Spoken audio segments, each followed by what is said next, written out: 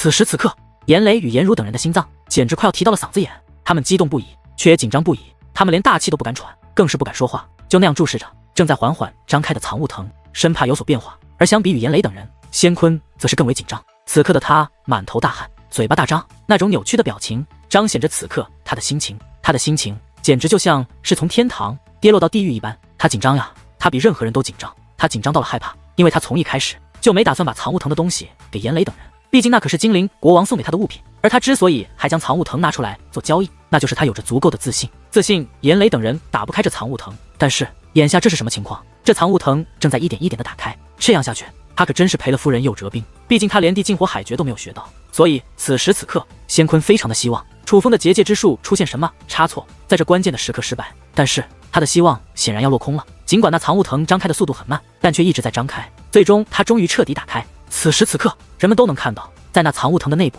有着一物，这是一个勺子，看着很普通的勺子，但是若仔细观察就能发现这个勺子很是特别，它是一个古董，并且散发着与众不同的气息。显然这就是那来自远古坟场，来自神之领地的物品。忽然一声呐喊响起，胜过惊雷，震动天地，整个城池都能听到这个声音，是严雷在呐喊。他已经控制不住自己那激动的情绪，谁让楚风做到了常人做不到的事，打开了藏雾藤。楚风兄弟，你太了不起了，我真的要好好的感谢你。严雷真的是高兴坏了，楚风能够清晰的看见他激动的身体都在颤抖，这绝对是意外的收获，是意外的惊喜。楚风，你真是太厉害了，我真没想到你这么厉害。颜如也走了过来，看向楚风的目光温柔似水，尽是崇拜，那是女人对男人的崇拜。这样的目光看得田亮极度的想死，心都在一抽一抽的疼。可惜他除了嫉妒也做不了别的，谁让他不是楚风，谁让他没有楚风的本事。与此同时，其他人儿已都围了过来，他们都将目光投向了那藏雾藤内的勺子，目光雪亮，认真的打量着，观察着，感应着，甚至还有人把鼻子凑了过去，用力的吸气，想要吸取一下那勺子上的神之气。并且见他这样，其他人也是纷纷效仿，一个个撅个大鼻子就往那勺子上面凑。眼看着一群鼻子快要靠近了勺子，严雷赶忙把那勺子拿了起来，生怕被这群二货的鼻子给弄脏了。这感觉，然而就在这时，楚风却是神情一僵。当那勺子距离他很近的时候，他忽然感觉自己血液内的神雷以及丹田内的神雷砰砰的为之跳动了2下，他的传承血脉似乎对这个勺子有着特殊的反应。严雷兄，能否将这勺子借我看看？楚风开口了，因为这种感觉太反常了。如果说他的传承血脉真的是因为这勺子才产生了特殊的反应，那么此事可真就事关重大了。当然没问题，如果说是别人跟他借，严雷可能会犹豫，但是换做楚风，他毫不犹豫的便递了过去。毕竟如果不是楚风，他根本不可能得到这样的宝贝。楚风接过勺子，在其手掌刚刚碰到那勺子的一刹那，先前的感觉再度涌现而出，他体内的神类，他的传承血脉的确有了反应，这一次比先前还要强烈，所以楚风能够确定这种反应的确是与这勺子有关。不过这种反应也只持续了片刻，很快便消失了。但只是这短暂的片刻，楚风便确定了一件事，这勺子可能与自己的家族有关，这也就间接的产生了另外一种可能，那所谓的五之圣土第一禁地远古坟场很可能也与自己的家族有关。仙坤兄，真是多谢了。严雷笑眯眯地对仙坤说道，这是赤裸裸的挑衅。而此刻仙坤的表情很是难看，袖袍内的双拳更是紧握。要知道这个勺子对他来说有着特别的意义，非常重要。若是传到精灵国王的耳中，让国王知道他把勺子给别人了，那么他这一辈子怕是真的要完了。严雷兄，这个物品根本没有实际的用途，只是一个收藏品而已，不如我拿一件比较有实际用途并且更为珍贵的物品与你换吧。仙坤说道。不换。颜如一口拒绝，不好意思，仙坤兄，看来佳妹很喜欢这勺子，既然她喜欢，那我就不换了。严雷笑眯眯的道，他看得出来仙坤很在乎这个物品，但越是这样，他越是要让仙坤难受。谁让之前的仙坤那么过分？然而就在这时，仙坤却忽然自乾坤袋内拿出一个卷轴，看到这个卷轴，严雷与颜如包括田亮等人都是眼前一亮。这个卷轴不是普通的卷轴，这是一本记载了武技的卷轴，并且一看就知道不是寻常的武技，散发着古老强大的气息。这是一本的禁武技，名叫的禁鹰爪手，乃是当年万年前临镇五之圣土的鹰帝所创的武技。如今鹰帝早已过世，而这本地禁鹰爪手也成了失传的武技，少有人掌握。我拿这个武技与你换。仙坤说道。你当真？严雷动心了，这勺子虽然很珍贵，但毕竟只是一个收藏品，相比于一本的禁武技，这勺子的价值还是太低了一些。若是换，这绝对是稳赚不赔的买卖。当然当真。仙坤点了点头，他这也是下血本了。其实说这句话的时候，他的心都在滴血，但是也没有办法，无论如何他也不能把那个勺子就这样给了严雷，不惜一切代价也要拿回来。等一等。然而就在这时，楚风却是忽然开口对严雷问道，严雷兄，这勺子我也很喜欢，如果你想换的话，我倒是也可以和你换。楚风兄弟，你也想换？严雷有些意外。楚风，你想和我争？你争得起吗？我这本武技可是堪称无价之宝，你拿什么和我争？见楚风居然要插手，仙坤顿时大怒，愤怒地吼了起来，而对于仙坤的挑衅，楚风则是微微一笑，随后手掌自乾坤袋内划过，一把散发着地威的兵器便出现在了楚风手中。这兵器一出，顿时风云变幻，雷云滚滚，一股强大的威压散发而出，笼罩这方天地，让在场的每个人都是内心一惊，感受到了巨大的压力。那威压不是普通的威压，而是地威，而这把兵器正是楚风在九世狩猎所获得的奖品——半城地兵无尽之刃。你若是能拿得出比它珍贵的物品，我便不与你争。楚风说道。地兵一出，谁与争锋？哪怕是半城地兵，哪怕是仿造品，但那种威势也是无与伦比。楚风兄弟，你这莫非是半城地兵？严雷开口了，眼中充满了不可思议。尽管感觉很是不可思议，但他还是确定楚风此刻拿出来的就是一把半城地兵，因为王兵就算品质再高，也绝对不可能散发出地威。严雷兄，实不相瞒，这是一把仿造品，仿造于筑剑山庄筑剑军者的半城地兵无尽之刃。楚风手握无尽之刃，对严雷说道：筑剑军者，那位筑剑山庄的传奇人物。筑剑军者是武帝，名声极为响亮，在场的知人都听说过他的大名。对于他们来说，那种人物宛如传说，只听闻其种种事迹，却从未见过他的真身。这把无尽之刃虽是仿造品，但却也是筑剑军者亲自打造，与真正的无尽之刃固然有着不小的差异，但却也非王兵可比。严雷兄，这把无尽之刃的价值不用我说，我想你自己能分辨得出来。我拿它换这把勺子，不知你是否愿意？楚风一手握着无尽之刃，一手握着勺子说道。也许在他人来看，他这个举动是疯狂的，但是在楚风来看，这勺子的价值却是这无尽之刃所无法比拟的。愿意，当然愿意。严雷连连点头。尽管的劲武技价值不菲，可与这把半城地兵相比，就差了太多。到了他们这种级别，掌握的劲武技的修武者实在太多，可以说数不胜数。但是拿着半城地兵的修武者，那就太少了，简直很少看到，甚至根本看不到，哪怕是仿版也几乎没有。所以这楚风的半城王兵与仙坤的那本武技，虽然说同是宝贝，但可以说根本不是一个级别的宝贝。楚风兄弟，给我一个面子，这东西对我真的很重要，不要与我争，可以吗？仙坤开口了，他这一次竟然是以请求的语气开口的。先前还在与楚风叫板的他，此刻竟然对楚风服软了。其实这也不能怪他，实在是他不服软真的不行。他真没想到楚风这么狠，能得出这么贵重的物品，并且他也舍得拿出来换那勺子。说句实话，如果说这把半城地兵，这把无尽之刃是仙坤的，他都舍不得拿出来，宁愿不要这勺子了，也不会拿半城地兵来换。但是楚风却可以换，所以他非常清楚，他竞争不过楚风，但是他又想要勺子，所以只能请求楚风不要和他抢。我为什么要给你面子？我与你熟吗？楚风冷然一笑，便不再搭理仙坤，而是将那把勺子收好，将那把半城地兵递给了严雷。严雷兄，这把半城地兵虽然已经认主于我，但它毕竟是仿造品，没有那么多限制，只要能力强者，同样能够让他再认主。简单的说，这把半城地兵不会只忠心一个主人，只要是能力够的人都能使用它。明白了。严雷接过无尽之刃，发现这无尽之刃居然剧烈的抖动，这是在抗拒他，并且力量很强。可越是这样，他越是激动。半城地兵，这是真正的宝贝，对于修武者来说，这是难得的至宝。楚风，你真是给脸不要脸！然而就在这时，那仙坤却是怒喝一声，与此同时，他双手舞动，竟在施展武技，想要对楚风发动攻击。这仙坤真是气坏了，他本就看楚风不爽，不曾想楚风还处处与他过意不去。事到如今，他已经忍无可忍，顾不得那么多，今日非要给楚风一点教训不可。见仙坤居然动手，严邪面无表情，可是严雷与严如可就彰显怒容，他们可不会允许仙坤对楚风出手。这是然而当仙坤真的出手后，她们姐妹二人却是神情一变，愣在了那里。仙坤的手段有些特别，他施展的不是的净火海诀，但却与的净火海诀的施展方法很像。这仙坤虽然没有领悟到的净火海诀的修炼方法，但却领悟到了一种全新的修炼方法，并且他已经修炼成功了。眼下仙坤所施展的手段可以说是地净火海诀的仿造品，虽然远不及的净火海诀那凶猛的威力，但却也能够媲美9段武技，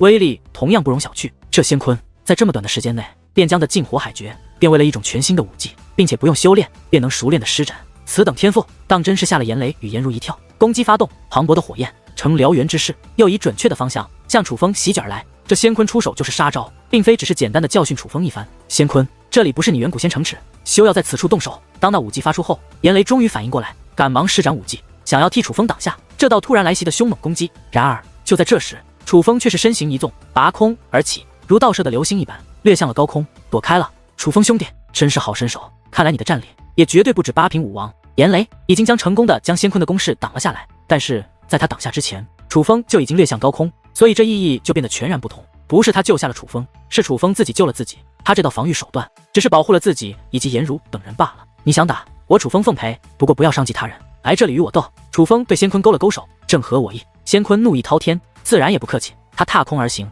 每落一步，脚踏之处都会出现一道裂痕，每落一步，虚空都会随之抖上一抖，气势极为凶悍，虚空都要臣服。就算同为9品武王，但能与他抗衡的也是极少。莫说他的对手只是8品武王了。很多人意识到了这一点，严雷也意识到了这一点，所以他不能眼睁睁看着楚风与仙坤交手而不管，所以他准备管，不要插手，不要小看那青木山的弟子。然而就在严雷准备插手之际，站在一边的严邪却是忽然开口了。严邪一开口，几乎所有人都是将目光看向了严邪，他们不太明白严邪的意思，想要求个明白。严邪也明白众人的目光，所以他再度开口说道：那青木山弟子未必会输，未必会输。听得此话，众人又是一惊。8品武王未必输给9品武王，是，的确，看先前楚风躲开仙坤的攻击，就知道楚风不是寻常的武王，他是一位天才，拥有逆天战力，并且很可能是逆战3品。如果是寻常的9品武王，楚风也许真的不怕，甚至还能获胜。可是这仙坤是谁？他可是远古精灵，并且是来自精灵王国，并且还触发了远古仙真的远古精灵，被誉为天才的远古精灵。楚风面对这样的9品武王，难道会赢？人们都很怀疑，哪怕这句话是出自严邪之口，但人们也同样很是怀疑。就在这时，仙坤的双手再度变换，他再度出手了，而眼下他施展的是与先前一样的招数，是仿照炎族的禁火海诀的自创武技，但这一次他施展的更为流畅，并且恰到好处。先前还只是9段武技，但现在他若再度施展，他是将无限的接近人境武技。见到这一幕，严雷与颜如彼此互看一眼后，目光都变得凝重起来，凝重之中更是蕴含着深深的后怕。幸亏严雷之前发现不对劲后，便快速的收起了的禁火海诀，没有让这个仙坤继续领悟下去，否则此刻仙坤所施展的可能就不是这仿照的禁火海诀的自创武技了，而是真正的地禁火海诀。这仙坤的领悟力让严雷与颜如皆是自叹不如，看你这一次能否躲开。一番酝酿之后，武技已成，仙坤出手了，那凶猛的火焰化作了一道火柱，向楚风爆射而去，速度太快了，简直如光一般，眨眼间就来到了楚风的近前，夹带着炙热的高温，要将楚风活活炼化。这仙坤的第2次施展果然提升了这武技的威力，就如同严雷与颜如所预料一般，这武技的威力已经无限的逼近了人境武技。然而就在那火柱将要靠近楚风，将楚风吞噬炼化之际，楚风的身体微微一颤，随后磅礴的烈焰如同火山爆发一般自楚风的身体散发而出，那火焰实在太凶猛了，滚滚翻腾，排山倒海，威势之凶猛简直震破眼球，震战心灵。在这火焰的面前，仙坤的那火柱简直微不足道，就像蚂蚁与大小的区别一般。楚风所散发的火焰瞬息便吞没了仙坤的火柱，并且仍在以可怕的速度蔓延着，眨眼之间，那火焰便封锁了整片上空，就连仙坤也被吞噬掉了。此时此刻，在众人上方的不再是蓝天白云，而是滚滚翻腾、私下奔涌的火海。看着那封锁上空的火海，严雷与颜如早已是目若呆鸡，目瞪口呆，连嘴唇都在颤抖，甚至就连那向来平静的严邪，此刻也是微微张开了嘴巴，眼中涌现出无比的吃惊。这是我炎族的不传武技的禁火海诀。严雷忽然开口了，他此话一出，也是让在场的其他人大吃一惊。什么的禁火海诀？这不是炎族的不传武技吗？楚风怎么会？难道说是刚刚严雷给众人看的时候，楚风他若真是这样，那这楚风的领悟力也实在太可怕了。这不是真的，这一定不是真的，这一定是另有隐情。想到这里，众人简直不敢继续想了。1个时辰的时间，他们连个屁都没学到，可是楚风不仅掌握了这的禁火海诀的修炼方法，竟然还修炼成功了，这实在是太超乎想象了。这是人能做的吗？这绝对不是寻常人能做到的，就连天才也做不到，因为在场的每一位，哪一个不是天才级别的存在，他们就全都做不到。就在众人震惊之际，那火海之中忽然传来一声呐喊，那个声音是仙坤的。当那声呐喊传来响起之际，封锁上空的火海的一处竟然出现了一个火焰漩涡，那漩涡具有恐怖的吸力，正在吞噬着弥漫天际的火焰，那吸力太强了，花园内的花草开始拔根而起，向天空飘散而去，就连花园内的建筑也是纷纷碎裂，被吸入其中，甚至就连在下方的天才们都能够感受到那吸力的恐怖。幸亏他们与那火海还有着一定的距离，幸亏他们的修为很是高深，否则这吸力绝对会将在场的不少人硬生生的吸入其中，与那火海交融。在这恐怖的吸力下，那封锁天空的火海也是很快被吞噬得干干净净。而当最后一片火海呈漩涡状被吸收掉之后，仙坤以及一道绿色的椭圆形大门也是出现在了众人的视线之内。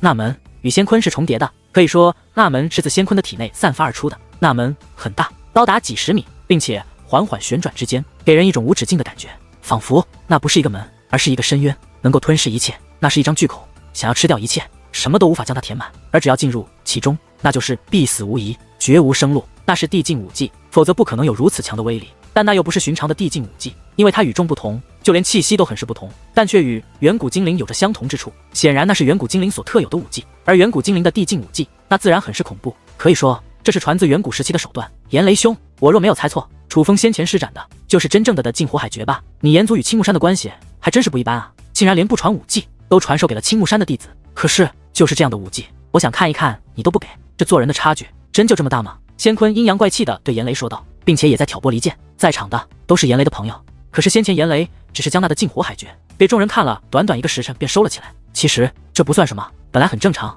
毕竟是不外传的武技。但是这武技若是早就给外人修炼过了，但严雷还这样对这些朋友，那就显得他太不厚道，太过小气。我严族从未将此武技传给过青木山，更没有交给过楚风。严雷一口否决，还不承认。这楚风都已经施展了，我们都看到了，难道当我们是瞎子吗？严雷冷声说道：“你不只是瞎，你还蠢。”就在这时，楚风开口了：“你说什么？你敢骂我？”听得此话，仙坤大怒，不是骂你，而是陈述事实。楚风说话之间，看向了严雷，说道：“严雷兄，多谢你先前将这的禁火海诀借我修炼，此武技果然不同凡响。”什么？先前？楚风此话一出，众人再度大吃一惊。如果说他们先前还是猜测的话，那么现在楚风就是在告诉他们答案。楚风的确是在先前的一个时辰之内，将这地禁火海诀给修炼成功，真是狂妄！你先前说什么？你那是什么意思？你的意思是说，你是在那个时辰之内就领悟了的禁火海诀的修炼方法，并且还将它修炼成功了？仙坤问道，满脸的质疑。正是如此，楚风说道。你骗鬼哪？一个时辰之内，你就能修炼成的禁火海诀？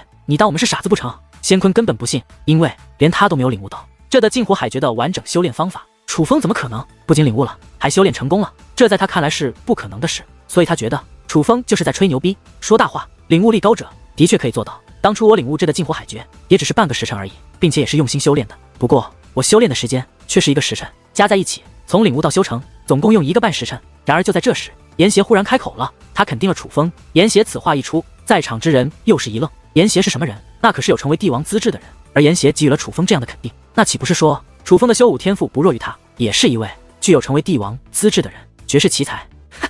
你的意思是说，这个楚风是少见的天才哥？仙坤笑了，笑得很是浮夸。就算是严邪开口，他也依旧不相信楚风会拥有这样逆天的天赋，所以他对楚风说道：“天才啊，天才！我想你一定不想死吧？既然你不想死，我就给你一个机会，让你知道现在是身处在一个什么样的状况下。我这武技叫做的禁吞天口，顾名思义，他连天都能吞，所以没有他吞不了的东西。刚刚我吞噬了你的地禁火海诀，不过是雕虫小技罢了。我若是认真，眨眼间就让你进入其中，然后将你硬生生的撕成粉碎，最后连渣都不剩。不过你我没有那么大的仇怨，我也不是滥杀无辜之人，只要你跪地认错，再将我那勺子还给我，我就饶你一命。”仙坤满含威胁的说道。而听得仙坤的话后，楚风却是笑了，笑得很是轻蔑。他连话都懒得与仙坤说，因为在楚风看来，仙坤就是一个跳梁小丑，不知道自己身处在怎样处境的是他。看来你是敬酒不吃吃罚酒了。既然如此，那你就别怪我仙坤无情。仙坤眼中杀气涌动，寒芒四射。与此同时，那的禁吞天口也是开始旋转起来，散发出禁忌武技之威势。刹那间，天昏地暗，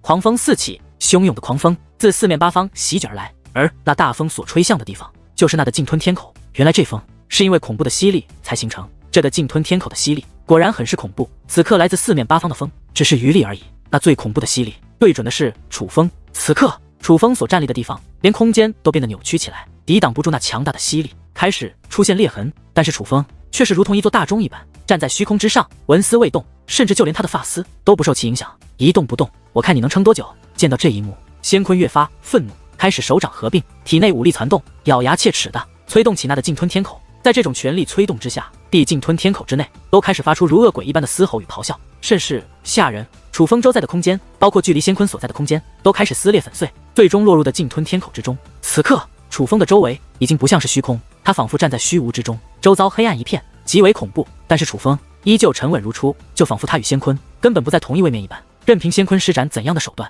都无法影响楚风分毫。这是何等定力！看着天际上的一幕，众人忍不住惊叹起来。在他们看来，仙坤所施展的禁吞天口已是非常恐怖的武技，莫说其他人，就算是严雷，他都没有自信能够抵挡得住这的禁吞天口的威力。但是眼下楚风却做到了。但是楚风还只是一位八品武王啊，一位八品武王能够做到这种地步，这也未免太可怕了一些。他的战力将强到何种地步？他不愧是一位黄袍戒灵师，将戒灵之术用得出神入化。他不是不受那吸力的影响，而是那吸力根本就无法靠近他。在他的周身有着一层结界，那层结界守护着他，把地禁吞天口所散发的吞噬之力完完整整的挡在了外面。只不过那结界用得很隐秘，寻常人根本看不到，想必那仙坤也没有发觉，还以为是自己的武技失效了。严邪果然很强，他竟然看出了楚风所施展的手段是结界之术，竟是结界之术。而听得严邪的话后，人们更是吃惊。众所周知，结界之术虽然厉害，可毕竟是结界之术，除了传说中的戒灵师之外，能够凭借结界之术与修武者抗衡的戒灵师实在太少了。而凡是能做到这一点的戒灵师，都是伟大的戒灵师，是拥有超凡天赋、万中无一的存在。但是眼下这个青木山的弟子，这个同辈中人，这个叫做楚风的家伙却做到了，这叫人们如何能不吃惊？原来站在他们面前的不仅是一位黄袍戒灵师，更是一位伟大的戒灵师，能够将结界之术用到极致，能够凭借结界之术与修武天才抗衡的存在。看来你这个净吞天口也不过如此，连我楚风都吞不了，还敢妄称可以吞天？起这个名字的人是脑残吧？楚风讽刺地说道。敢侮辱我族前辈，你是找死！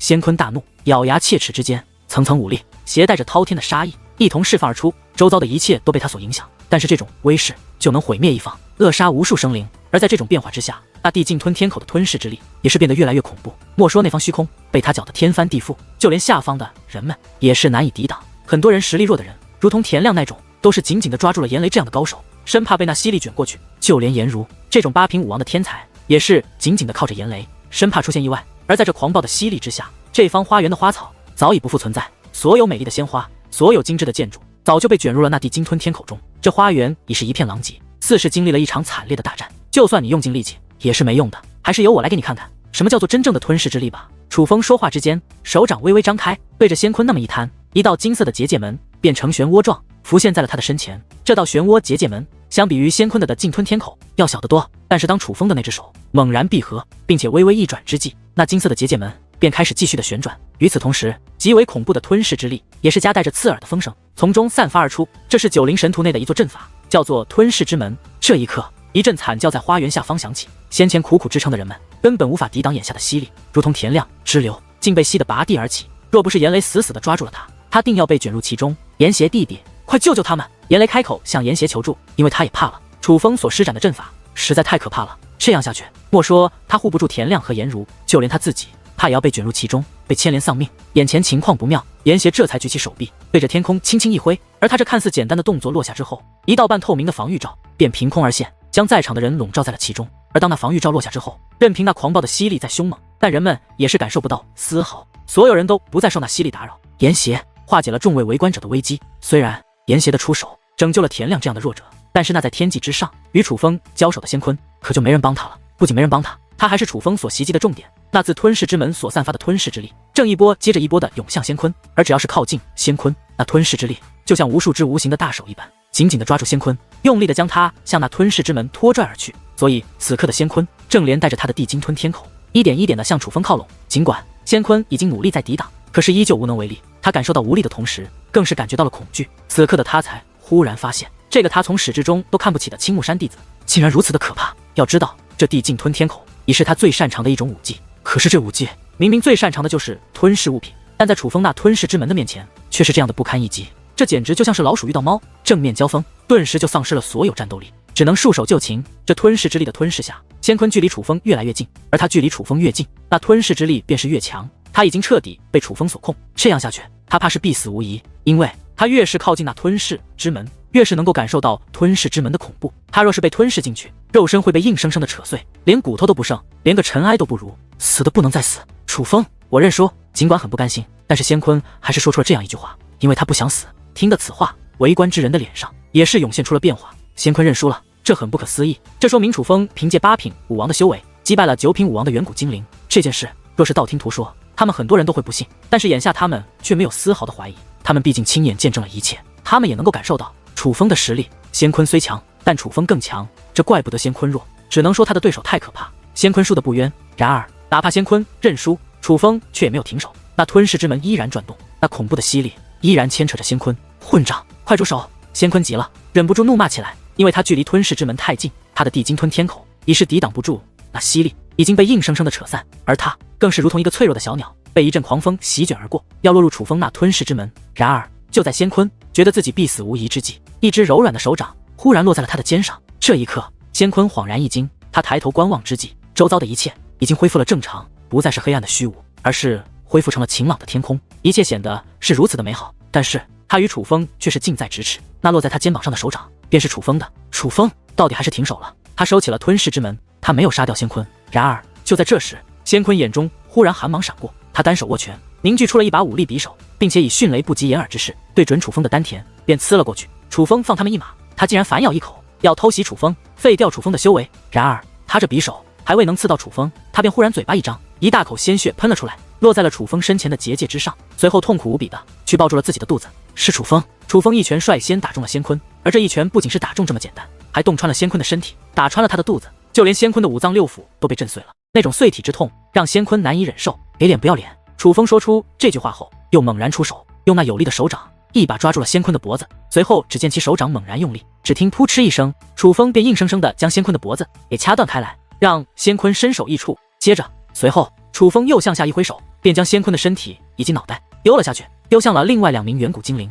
眼见着2人的争斗结束，严邪也是收起了那层武力防御罩，使得仙坤的脑袋与身体安然地落入了那2个远古精灵的手中，分别抓住仙坤的脑袋与身体。2个远古精灵不敢怠慢，赶忙将其脑袋与身体对接，并且施展结界之术，让其尽快修复。到了他们这种境界，拆胳膊、卸腿，包括拧掉脑袋、挖掉五脏六腑都不会致命，甚至就连把人杀了，只要神识还在，就能将他救活。事实上，以楚风现在的结界之术，他就能够做到。他能够为一个神识凝聚完整的肉身，帮其做回完整的人，也就是在九州大陆与东方海域被奉为传说的众生之法。而修武者真正致命的地方有2处，一个是丹田所在处，一个是神识所在处。丹田有准确的位置，瞄准便能击中，而神识是一种精神力，在身体的各个角落。杀人必须震碎丹田，震散神识，如若不然，这个人最多没有肉身，但却能在关键之际让丹田与神识融合，从而以鬼魂的状态活下去。尽管鬼魂状态修为会不断流失，但却也的确可以生存很长一段时间。所以楚风从一开始就没打算杀仙坤，但是仙坤先前却对他动了杀念，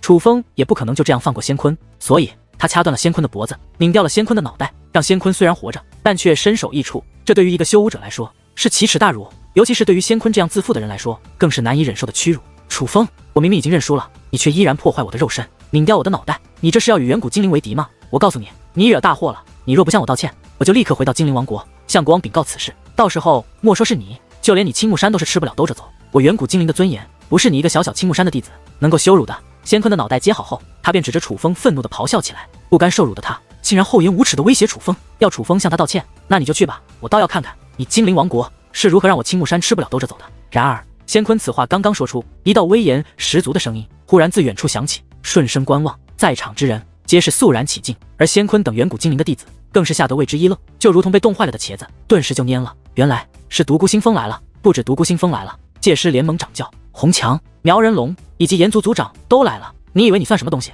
精灵国王会因为你与我青木山开战？先前楚风已经点到为止，并未伤你分毫，可你却突然偷袭，想置楚风于死地。你这样无耻的家伙，简直丢尽了远古精灵的脸面。你回去告诉你们的国王，我倒要看看他是会为你与我青木山开战，还是狠狠地处置你。独孤星风冷声说道。原来他们早就来了，并且亲眼目睹了楚风与仙坤的交手，先前发生了什么，他们都看得明明白白、清清楚楚。被独孤星风这样一顿辱骂，仙坤却连一个屁都不敢放，甚至连头都不敢抬。他先前的嚣张、自负、猖狂，此刻全都不在，取而代之的是卑微、胆小、懦弱以及恐惧。他敢对楚风这样的弟子显猖狂，那是因为他仗着自己是精灵王国的天才，但哪怕如此，他在独孤星风这样的人物面前，却也依旧本性暴露，胆小如鼠，吓得连话都不敢说半句。这就是实力的绝对差距。楚风啊，你先前下手太轻了，这样的家伙何必留他性命，应该直接斩杀。出了事情我帮你承担。苗人龙开口说道。没错，楚风，苗长老刚刚说的对，咱界师联盟不惹事，但也不怕事。对于这种不要脸的东西，根本无需手下留情。界师联盟掌教也是开口说道。而他们此话一出，无疑就是在告诉众人，楚风不仅是青木山的弟子，同样也是他界师联盟的弟子。不仅青木山会为楚风撑腰，就连他界师联盟同样会为楚风撑腰。2大顶级势力同时为楚风撑腰，甚至不惜开战，这是何等的魅力！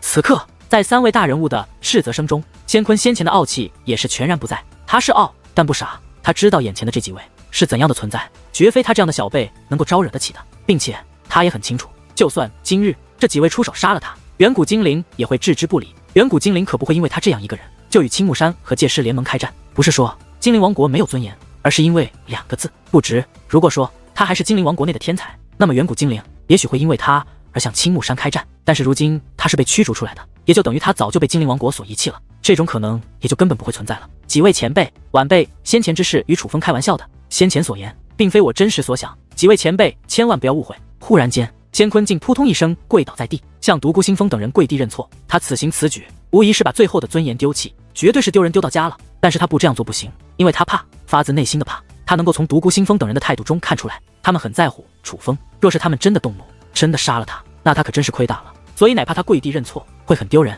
但是为了保全性命，他还是选择这么做。几位前辈，仙坤兄所言属实，他的确不是那种不讲理的人，他先前只是与楚风兄弟开玩笑，绝非是真的想那么做。与此同时，另外2个远古精灵也是跪了下来，纷纷替仙坤求情。不过他们跪的却有些心不甘情不愿，可以看得出来，他们并不是发自内心的想替仙坤求情，毕竟他们也能看出势头不对，不想烫这个浑水。可是他们还是这么做了，这就只有一种可能，很可能是仙坤暗地里逼他们这么做的。这3只狗东西还敢胡言乱语，赶紧滚出老子的视线！我不想看到这么肮脏的东西在我的视线内晃动。就在这时，红强也开口了。相比于独孤星风以及界师联盟盟主的口头威胁，他更是直接。说话之间，大袖一挥，一阵狂风便拔地而起，将仙坤3人直接吹飞开来，如同3只苍蝇一般，吹向了城门的方向。雷厉风行，霸道无比。这一幕把在场的小辈都吓坏了，这是何等的霸气，简直丝毫不将远古精灵放在眼中。但是狂也有狂的资本，对方可是半地巅峰，是与这炎族族长平起平坐的大人物。若不是仙坤3人跪地求饶，也许仙坤3人真的就不是被单飞这么简单，而是真的要丧命于此。想到此处，众人皆是不寒而栗，纷纷擦拭了一下额头上的汗水，看向楚风的目光也是早有变化，从敬畏变成了畏惧。尤其是田亮这种人，此刻更是吓得双腿发软，冷汗连连。早知道楚风的实力这么强，早知道楚风的靠山这么硬，借他10个胆子，他先前也不敢与楚风过意不去啊。现在他真是后怕极了，以楚风的实力和背景，若是想对他如何，就连他师尊都保不住他。楚风有这样的人给撑腰，同辈之中有谁敢惹？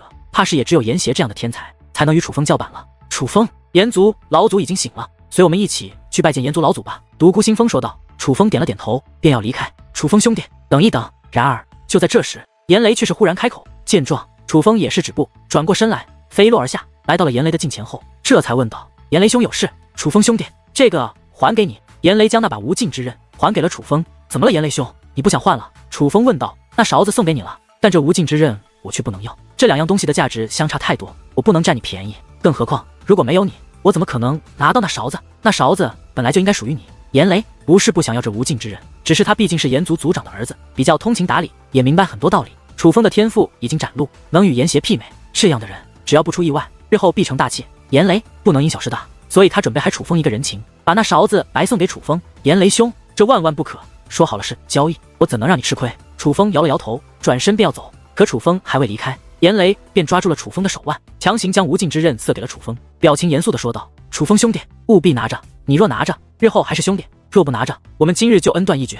听得此话，楚风也是颇感为难，他知道炎雷不是真的要因为这样的事情而与他恩断义绝，他只是在逼迫自己接受无尽之刃。那好吧，我就多谢炎雷兄的礼品了，不过礼尚往来，我也有一样东西要送给炎雷兄。楚风说话间接过了无尽之刃，但却自乾坤袋内取出一个卷轴，这是一本的禁武记。楚风自从踏入武之圣土，一路走来，杀了不少人，也抢了不少东西，寻得不少宝贝。这本地禁武记便是在一个人的乾坤袋内得到的。这个武技不属于任何门派，所以就算修炼也不会引起什么冲突，所以将这本地禁武记赠送给炎雷正好。毕竟如果先前不是楚风拿出无尽之刃的话，炎雷应该就拿到了那仙坤的地禁武技，所以楚风不能让炎雷因为自己而一无所获。毕竟他还在炎雷手中修炼到了炎族的不传武技地禁火海诀，而把这本武技赠送给炎雷，就当还了他一个人情。楚风的心里才过意的去，多谢楚风兄弟了。炎雷没有拒绝，他看得出来楚风的这本武技虽然不如他的地禁火海诀，但也是很不错的，毕竟是地禁武技，就算差能差到哪里？并且他也看得出来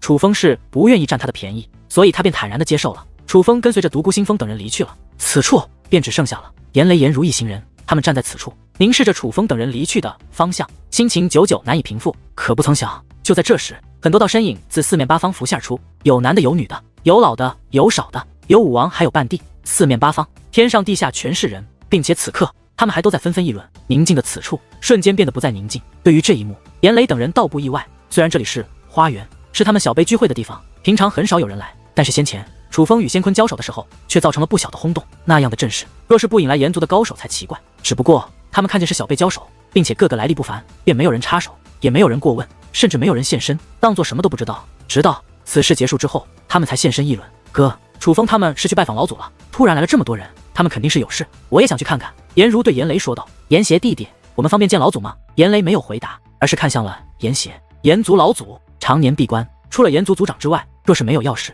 任何人不得见，任何人不得打扰，哪怕炎族之人也不行。炎邪是与炎族老祖关系最近之人，炎邪也最了解炎族老祖的脾气，也是唯一一个能随时打扰老祖之人。随我去吧。炎邪发话了，其实他也想去看看，不过他不是好奇独孤星风他们有什么事情找炎族老祖，他只是单纯的对楚风感兴趣。他一直在炎族之内修炼，很少外出，尽管经常有隐士的弟子来到此处拜访，但与炎邪却也不是一个级别的人，所以炎邪也懒得理会那些人。但是楚风不同，楚风是第一个让炎邪刮目相看的同辈中人，这让炎邪那平静的心忽然变得不安稳起来。严邪弟弟，带我们一起去吧。忽然又有3道身影从人群中飞掠而来，这3人2男1女，女子年轻貌美，穿着打扮也很是妖娆，很是妩媚，但年龄却已有100岁之多，有着3品半地的修为。至于那2名男的，则是中年人的模样，但实际年龄却比那女子还要大得多，一个300岁，另一个已有600岁的高龄。不过他们不止年龄比女子大，修为也比女子强上不少。300岁的矮个男子是5品半地，而600岁的高个男子则是7品半地，与白猿半地一个级别的存在。3哥、5哥、9姐，你们居然这么闲，来凑这种热闹。颜如走上前去，笑眯眯的道：原来这3位都是他的亲哥哥与亲姐姐，与他和颜雷一样，都是颜族族长的儿女。怎么，就准你这丫头看热闹，就不许你9姐我看了吗？颜族老九双眼一眯，露出了迷人的笑容，但他的笑容与颜如的天真无邪全然不同，显得很是妩媚且老辣。毕竟已经活了100多年，就算他通过特殊的手段保持容貌不老，但却无法让自己的心态始终保持单纯。9姐，这可不行，今天是我们小辈的聚会，你们可不算是小辈了，不能参加。颜如笑得很是调皮，如儿别闹。颜族老3推开了颜如，来到了颜邪面前，说道：颜邪弟弟，带我们一同去拜见老祖吧，我们也有很久没见到他老人家了，想去跟他请个安。尽管这颜族老3是颜族众姐妹中真正的哥哥级人物，可是面对颜邪，他却很是客气，甚至有些敬畏。事实上，在整个颜族，不对颜邪敬畏的很少，不因别的，只因颜邪的靠山是颜族老祖，自家姐妹不必客气，都随我一同来吧。颜邪说话间踏步而行，走上了高空，向楚风等人离去的方向行去，步伐迈得不急，但速度却很快。见状，颜如等兄妹也是赶忙跟了过去。颜族所居住的城池非常之大，与其说这是一座城，不如说这是一个国，被那结界覆盖的领土面积极为广阔，一眼望去无边无际。眼下，楚风等人在独孤星风的带领下，来到了颜族之城的东北方向。这里是一座山脉，有高峰，有瀑布，有花草，有树木，甚至有野猪、野狗、野兔这样的小动物在其中出没。但此处唯独没有建筑，自然气息之浓郁，与那远处的琼楼殿宇形成了鲜明的对比。这山脉覆盖着一层新的结界，比覆盖颜族居住之所的结界还要强横得多，简直不可相提并论。山脚下盘坐着8位老者，个个白发苍苍，一动不动，宛如8口古钟坐落在那里，而他们的气息竟与独孤星风他们一样，皆是半地巅峰。当楚风等人靠近后，8位老者同时睁开双眼，霸道且凌厉的目光也是扫视而来，寒意十足。不过当他们看到颜族族长后，那寒意却是瞬间收敛，他们没有说话，而是一同摊开手掌，8把结界钥匙分别自他们手中飞掠而出。8把结界钥匙合为一把后，射出了一道光芒，那光芒落到结界之上，便出现了一个入口。好厉害的结界阵法！看到此阵，楚风也是眼前一亮，露出佩服之容。这颜族之城外面的结界虽然强，但给予楚风一定的时间，完全可以破开。可是此结界，楚风无论如何也破不开，是龙纹级黄袍界灵师的杰作。红强说道：龙纹级黄袍界灵师吗？那就难怪了。楚风知道龙纹级黄袍界灵师是怎样的存在，是这5支圣土最强大的界灵师，一念之间排山倒海，如神灵一般。但那样的人物非常之少，整个5支圣土都是屈指可数。而这颜族没有界灵师，这便说明他们是请外人帮忙布置的这结界。不过仔细想想，倒也没什么吃惊的。当年的颜族立于5支圣土最巅峰，结识的人物也肯定不少，能请到龙纹级黄袍界灵师也不奇怪。诸位，请吧。颜族族长说话之时，已是走入了那大山之中。见状，楚风等人也是赶忙跟了过去。这山很大，山路也很崎岖，但是颜族族长却选择徒步而行，想必是有着什么规矩，所以楚风等人也不好意思御空而行，而是始终跟在他的后面。好在众人就算徒步，速度也是极快，很快的他们便来到了一座山谷。在山谷外面看，一切如常，但是来到山谷边缘，向下一看，却是颇为壮观。下方红色的火焰升腾，排山倒海，是真正的火海，时有火浪冲天起，如火龙出海，威震八方。这火不是寻常的火，哪怕距离很近，但也感受不到丝毫的炙热之感。但若掉入其中，莫说楚风，就连独孤星风等人，怕也要在瞬间被炼为灰烬。5帝之威，无人可挡。忽然，那山谷之中汹涌的火海在滔滔火浪之中开始下沉，就如同那谷底打开了一个巨大的缺口，他们都顺着缺口流失了一般。很快的，汹涌的火海彻底消失，这山谷的谷底也是浮现在楚风的视线之内。谷底与楚风等人想象的完全不同，并非荒凉无比，也并非火红滚烫，反而绿郁葱葱，各种奇异的植物密布谷底深处，生机盎然。但在那谷底之中，在那绿荫之中，则盘坐着一位老者。这老者一头白发胜过冬雪，一袭红袍胜过红日，而他的气息更是深沉如深井之水，捉摸不透。他坐在那里，若是你不看见，根本就不会发现有这么一个人。可是只要你看到他，就能感受到这个人有多可怕。而这位显然就是颜族老祖星风。好久不见啊，没想到还记着我这个老头子。颜族老祖笑眯眯地说道：前辈，星风怎么可能忘记您？只是您一直闭关，星风不好意思打扰您罢了。独孤星风赶忙来到谷底，抱拳施礼：晚辈苗人龙，晚辈红强，晚辈楚风，拜见前辈。与此同时，楚风等人也是纷纷落下，所做的第一件事就是向这位炎族老祖施礼。这个小辈不错，叫做楚风是吗？炎族老祖扫视一圈，最终却将目光停留在了楚风的身上。回前辈，晚辈是叫楚风。楚风回道：天赋不错，日后定成大器。炎族老祖给出了这样的评价，多谢前辈夸奖。楚风再度感谢。新风啊，好好培养，多年之后，你青木盛会内就会多出一位武帝。炎族老祖对独孤星风说道：前辈放心，楚风如今可是我最器重的弟子，我会全力栽培。独孤星风说道：前辈，其实我这次来是有一事相求。星风，换做他人，有事求我，我理都不会理，直接叫他滚蛋走人。但既然是你，我不赶你，也不骂你，我只问你，你求我的事，用不用离开此处？炎族老祖问道。回前辈，这件事怕要麻烦您离开此处一趟。独孤星风说道。那就算了，此事不必再提，免得坏了你我的交情。炎族老祖摆了摆手，示意独孤星风不要再说，若是再说，他就会不开心。这一刻，独孤星风有些犹豫了。红强等人也是不知如何是好，他们没有想到这炎族老祖这般不通情理，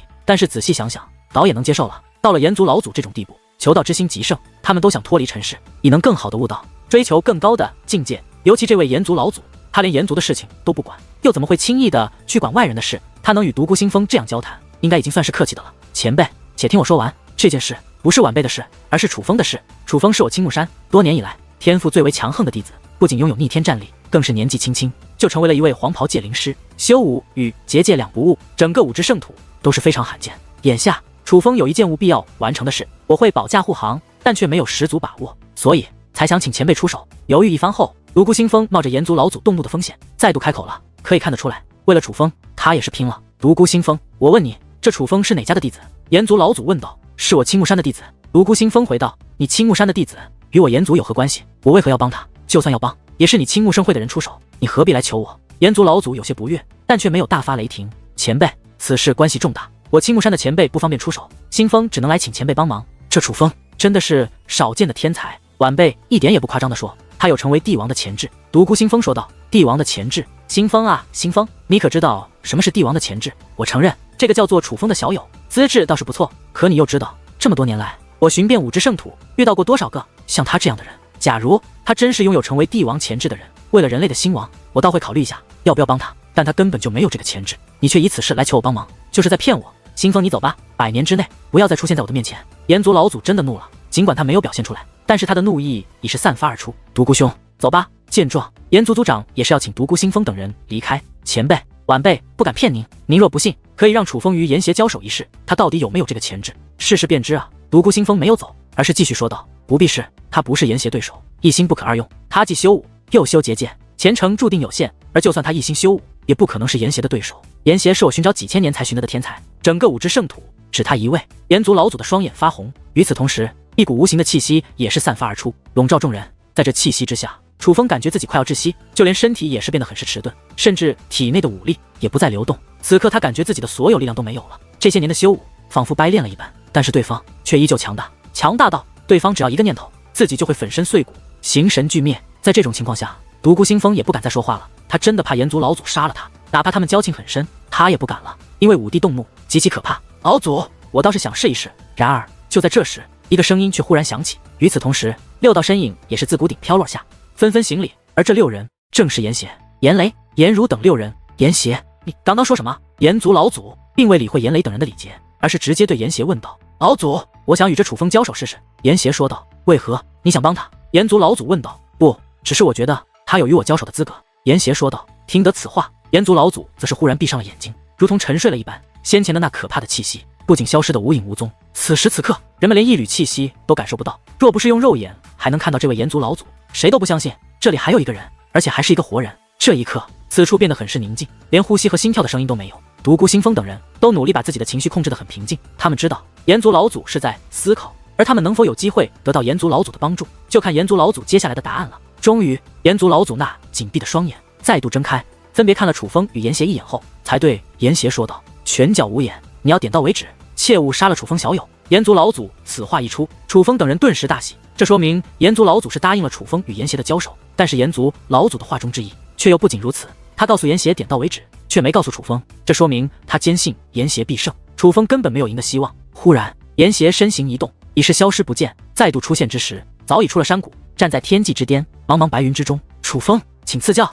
炎邪在天上对着下方的楚风抱了抱拳。炎邪弟弟，他竟如此主动的与人交手，这还是我第一次看见。炎族老九小嘴微张，露出惊讶之容。事实上，不只是他惊讶，炎雷、炎如等人同样很是惊讶。炎邪被誉为有成为帝王潜质的人，同辈之中无敌手，巅峰寂寞，这也铸就了他孤僻冷傲的性格。莫说外人，就算炎族中人，他也很少来往。他整日只知道修炼，所以被誉为武痴。偶尔有慕名而来的小辈想见见炎邪，他都不露面，就别说谁与他切磋了。可是今日的炎邪却一反常态，在他的脸上，人们难得的看到了一种情绪，兴奋。看来这楚风是点燃了炎邪帝那好战之心，而能得到炎邪帝的认可，这楚风绝非等闲之辈。这将是一场难得一见的天才之战，无论谁胜谁负，定会很是精彩。炎族老三说道：“是啊，看来我们几个跟来，倒是跟对了。”炎族老五也是笑着点了点头，他在庆幸自己能够看到这样一场少见的比试。这么说来，楚风他岂不是真的能与炎邪哥哥相提并论？听得这样的评价，颜如的大眼睛中涌现出怀疑的目光。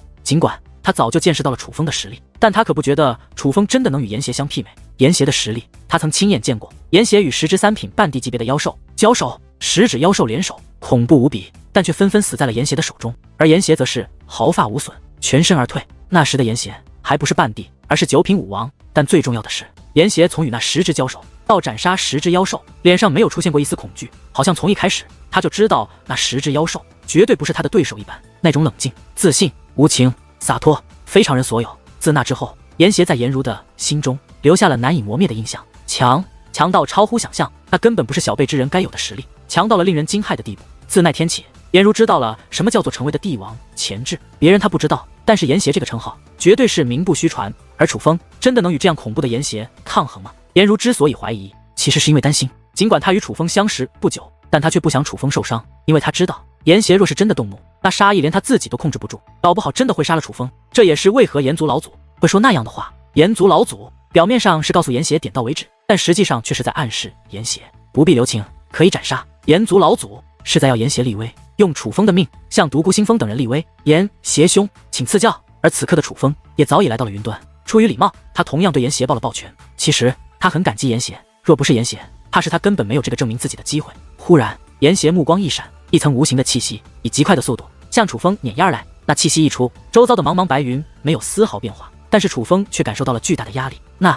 是炎邪的气息，但却不是普通的气息，那气息有着不俗的杀伤力，暗藏杀机，毁物杀人。而炎邪能控制这气息，就像是控制一把兵器一般，他想打哪就打哪，哪怕他身体不动，只凭借着思想也能准确无误，并且他锁定的目标几乎无处可逃，只能硬抗，要么挡掉，要么死掉。眼下炎邪要打的正是楚风，不过炎邪未动，楚风也没有动，他意念之间，金色的黄级结界之力便如浪潮一般奔涌而出，化作一道结界防御罩，将他挡得严严实实。如果说炎邪的气息攻击能寻破绽，专攻死角，那么楚风的这道结界360度防御，无破绽，无死角。炎邪知道楚风这结界能挡住他的气息攻击，所以他的气息还未击中那结界，他便收手了。一切来得快，去得也快。常人只看到楚风用了结界，但却根本没看到炎邪的出手。我没看错你，你的结界之术能与我一战。炎邪变得愈加兴奋，他先前不过是试探，但他这试探的结果很是不错。我的结界之术固然能与你一战，但我不想用结界之术与你交手，我准备用武力来与你交手。楚风说道。你不准备用结界之术？炎邪有些意外。正是。楚风点了点头。你是看不起我？炎邪有些不悦，他感兴趣的是楚风的结界之术，因为他觉得楚风的结界之术很强，但是楚风的修为可就太弱了。若是楚风真的要用武力与他交手，在他来看，楚风就是在羞辱他，是看不起他。你错了，我用武力与你交手，不是看不起你，相反，我是尊重你。楚风说道。尊重我？就你那8品武王的修为，也想与我交手？这是尊重我？炎邪见眉道数，真的怒了。这个楚风是在搞什么呀？这一刻，下方的颜雷等人也是一脸的不解。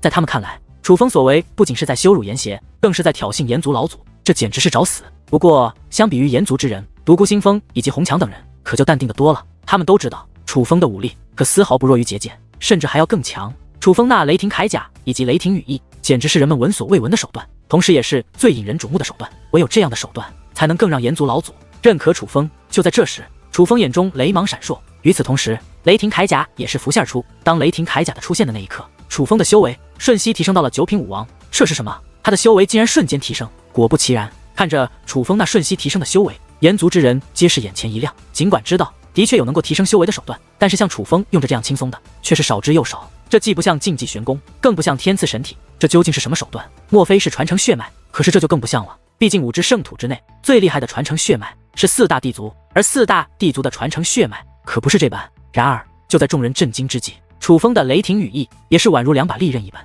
自楚风的后背猛然窜出。这一刻，楚风的修为已是提升到了1品半地。这样的变化只在一瞬间，但却足以让在场的炎族之人，下到炎雷炎如，上到炎族老祖，脸上都或多或少的涌现出震惊的表情。而此刻，楚风的对手炎邪眼中也同样满是震惊，他真没有想到楚风会有这样一手，瞬息之间提升2重修为，并且不是隐藏修为，而是提升，绝对的提升。炎邪兄，我现在的修为可配与你一战？楚风笑着问道。修为够了，就是不知道战力如何。炎邪微微一笑，随后脚下步伐一变，变化做一道流光，瞬息来到了楚风的近前。他没有施展武技，而是选择了与楚风近身交手。炎邪双掌舞动，掌印翻飞之间，眼花缭乱，目不暇接。这仍然不是武技，只是肉体攻击，但是他施展出来却不亚于武技。到了炎邪这种地步，弹指破虚空，落脚碎大地，对武力的运用已是近乎极致，一招一式的威力都是极强，一举一动的技巧都是出神入化，行家一出手便知有没有。炎邪这一出手，楚风顿时感觉到了一股巨大的压力，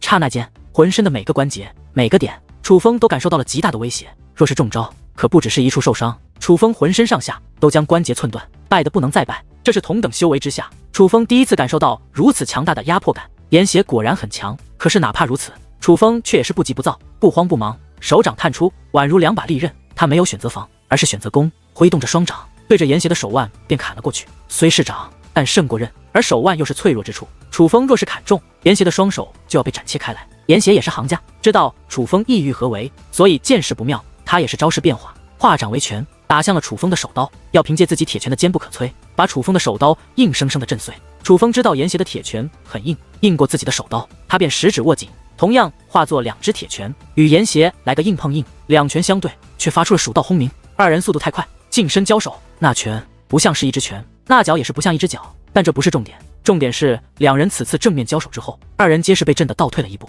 拳拳对决，未分胜负。好身手！炎邪大喝一声，彰显出了此刻自己的兴奋之情。随后袖子一挥，磅礴的武力便肆意而出，形成金色的漩涡，快速的旋转起来。那漩涡太强，连虚空都被扭曲粉碎。楚风知道这不再是简单的武力运用，而是武技。这不是简单的武技，而是竞技武技，并且还是一种地境武技。炎邪终于认真了。楚风身形暴退，与此同时，双掌合并，刹那间，风雷水火土5种元素便自其4周爆射而出。就在这时，那金色的漩涡已是席卷而来，近在咫尺。不过风雷水火土5种元素也是化作漩涡，围绕着楚风旋转，将楚风包裹得严严实实。2者相交，轰鸣四起。但尽管那涟漪四射，可那2种武技却皆是没有消散，反而如同2道巨大而绚丽的罗盘，在天际对抗旋转。2者越靠越近，那对抗的威势也就越来越强。可是随着压力的变大，那金色漩涡开始变弱，最终更是烟消云散。见到这一幕，炎族之人皆是吃了一惊，他们万万想不到2人的武技对决竟以炎邪的失败告终。地境火海诀。不过炎邪并未气馁，意念一动，衣衫舞动，此刻的他仿佛不再是人，而是一个火神。磅礴的火焰化作滔天巨浪，夹带狰狞怒吼，席卷4面8方，且向楚风压迫而来。眨眼间，炎邪的境火海诀便与楚风的地境五行阵交织在了一处。楚风的地境五行阵先前对决炎邪的金色漩涡，尽管取胜，但却损伤极大。眼下再对决，炎邪这地境火海诀顿时力不从心，在那一波又一波凶猛的火浪拍击下，开始变得愈来愈弱。得境火海诀，然而就在那地境五行阵将要被击垮之际，楚风却是意念一动，叠加在地境五行阵之上，再度施展出了一道地境武技。而这的境武技还不是别的武技，是与炎邪此刻所施展的武技一模一样的境火海诀。看到楚风所施展的地境火海诀，让炎族老祖顿时瞳孔一缩，苍老的眼中涌现出了一抹意外。毕竟的境火海诀可是他炎族的不传武技，这楚风怎么也会？见状，炎族族长赶忙通过暗中传音，将事情的经过告诉了炎族老祖。1个时辰之内，便领悟的境火海诀的修炼之法，还已新修炼成功。听得此话，炎族老祖的眼中也是涌现出一抹吃惊，再度看向楚风的目光开始产生了特殊的变化。此刻，2片火海早已遮蔽天空，2层火浪相互拍打，在竞争谁是此处的火焰之王。在那愈演愈烈的对决下，楚风竟占据了上风。楚风竟这么强，眼睁睁看着楚风凭借炎族的武技再度压制了炎邪。炎雷与炎如都是吓得不轻，震惊无比。不过相比于他们2个小辈，独孤星风以及炎族族长等人则没有太多的吃惊。到了楚风这样天赋，掌握一门武技的确不难，而眼下楚风能够占据优势也绝非偶然。楚风早就知道他的地精五行阵挡不住的境火海诀，可还是去挡，为的就是抵消的境火海诀的一部分威力。随后楚风也没有解开的境五行阵，而是在地境五行阵的基础上施展出了的境火海诀。2种地境武技同时施展，那炎邪若是能够挡住，才是真的奇了怪。楚风与人交手，把一切算得非常精准，每一个退，每一个进，都有着他的安排。但这却是同辈中人很少有的，至少炎雷与炎邪等人都不具备这样的能力。然而就在这时，忽然一道斩击自那火海之中斩切开来，竟硬生生的将奔涌的火海斩切成2段。那斩击非常之强，哪怕楚风也不愿费力去接，而是赶忙向旁一闪，想要躲开此击。楚风再来一战。然而就在楚风躲开那斩击之际，炎邪的身影却正在靠近，他手提一把火红的大剑，正在向楚风逼来。那火红大剑乃是一把王兵，而那斩击正是自火红大剑释放而出。先前的那道斩击之所以那般凶猛，正是因为炎邪通过这王兵结合了禁忌武技，所以才有如此威力。你用兵器，我便奉陪。见状，楚风微微一笑。这一次面对炎邪的袭来，楚风没有选择逃避，而是掌心一翻，那暗黑色的封魔大剑握于手中，提剑迎了过去。然而就在楚风靠近炎邪之际，炎邪竟手臂一挥，将他手中的火红大剑丢了出来。火红大剑一出，顿时化作一道火光，夹带层层火焰，如一条径直的火龙，直奔着楚风便爆射而来。速度之快，已是难以闪躲。楚风不甘示弱，躲不了，他便不躲，握紧手中的封魔大剑，猛然一挥，一道暗黑色的半月斩击横扫开来，连虚空都被斩切为2段。而那火红色的大剑虽然凶猛，但却被楚风的这道半月斩击给硬生生的劈开。不好！可是当楚风劈开那火红大剑之后，却没有丝毫欣喜之色，反而眉头紧皱，暗叫不好，巨大的危机正在袭来。